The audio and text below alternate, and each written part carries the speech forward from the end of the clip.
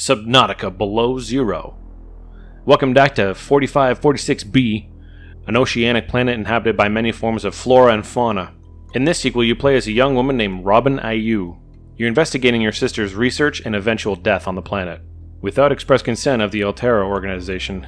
Similar to the intro in the first game, you crash land on the planet with nothing but your datapad.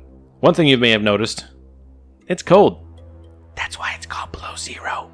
Anywho, you've got your typical peepers and boomerang fish and such, but a couple new species have entered the chat. They're pretty cool. Still got the a-hole crash fish. How this species hasn't gone extinct, I'll never know. We've also got cool new vehicles like the Snow Fox, which is essentially a hover bike for fast travel on land, and the Sea Truck, replacing the Sea Moth from the first game. The Sea Truck is kind of sweet, actually. It has these modules that you can replace and mix and match to suit your playstyle. Also some better upgrades that are available, like the Speed Boost.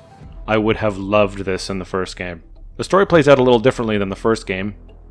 Your character Robin actually talks to herself and guides the player in a way. Eventually she isn't alone, but I'll leave it at that. It plays pretty much the same as the first game, but easier in my opinion. There are a couple of areas that are somewhat dangerous, but for the most part your survival in general is fairly easy and straightforward. This is coming from someone who played the first game, however, so someone new to the franchise may struggle a bit. This time around, however, you'll be happy to know that the designers included a few more mechanics to help the player. Things like adding these little arrows above objects of interest, as well as having the ability to pin blueprints to your UI so you know what you have in your inventory at a glance, and what resources you still need to find. This was an awesome addition and greatly appreciated. One thing I thought I should mention though, this gizmo here. Morbid, you useless twat. That is called the Recycle Adron.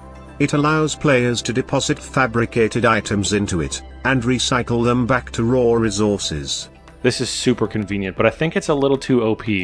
I mean, in the first game, we didn't have the ability to revert objects back to the raw resources like this. Once it was made, it was done. In Below Zero, however, with the addition of the Fabricator module on your Sea Truck, you can farm a ton of resources just by fabricating blueprints and saving storage. What would have been... Well, here I am again. Morbid couldn't be bothered to count before recording the audio, so he'll get the computer to calculate it for him. One moment. Beep boop beep boop. 12 spaces. 12 titanium is multiplied by 5 for each titanium ingot, totaling 60 titanium. Computer god, give me strength. Some people be like, yeah, you know, it's a pro strat, but I don't know. I have a lot of stuff now. Just check out my station I put together. Cue the Game of Thrones music. Welcome to Castle Black. Get it? Anyways, yeah, here's just a glance of what I was able to produce with all the stuff that I farmed.